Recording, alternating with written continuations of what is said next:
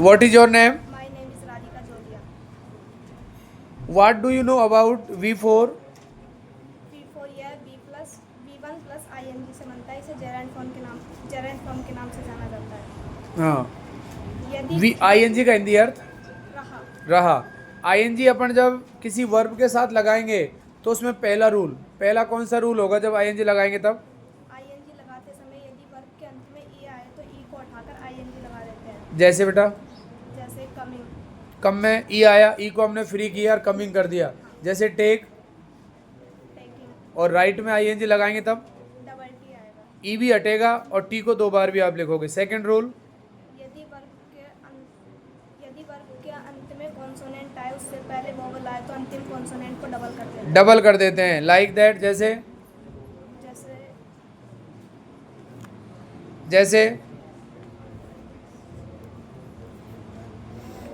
जैसे आप बोलो स्टॉप, STOP, है ना, पी से पहले एक वोवल आ रहा है तो आप पी को क्या कर दोगे? Double, STOPPING।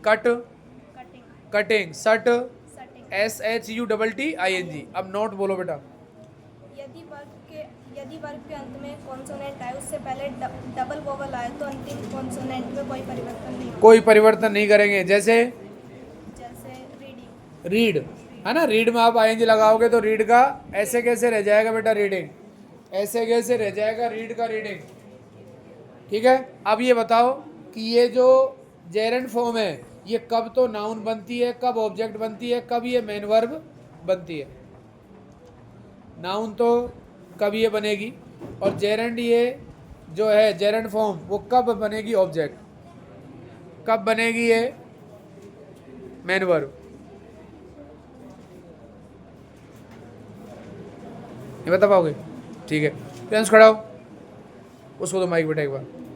हाँ, जेरेंट फॉर्म सब्जेक्ट ऑब्जेक्ट कौन कौन सी स्थिति में और कब ये बनेगी मेन वर्ब की फोर्थ फॉर्म? सर ये सब्जेक्ट के रूप में तो जब जेरेंट फॉर्म में बनती है, जब ये हेल्पिंग वर्ब से पहले आती है उसको जेरेंट फॉर्म में आ जाता है। जैसे eating is a good habit, just as an example. हाँ, सब्जेक्ट के बाद में ऑब्जेक्ट में भी इसे जेरेंट फॉर्म में रहती है, पर हेल्पिंग वर्ब के बाद में आ जाती है। बाद में आ जाती है। हेल्पिंग वर्ब में आती है तो हेल्पिंग वर्ब ही रहती है। और मेन वर्ब?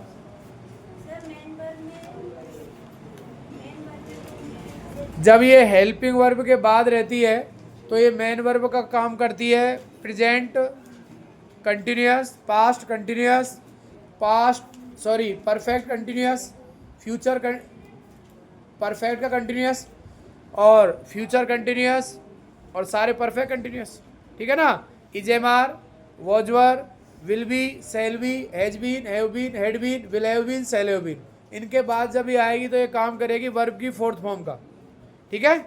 और जब ये वर्ब से पहले आएगी तब ये काम करेगी सब्जेक्ट का, और जब ये सब्जेक्ट होगी तो हमेशा होगी सिंगुलर।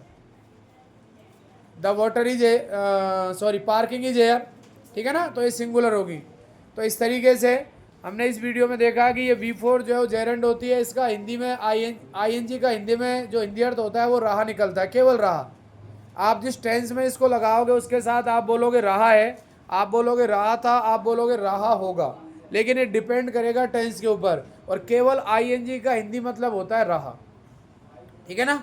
ING का हिंदी मतलब केवल रहा। ठीक है।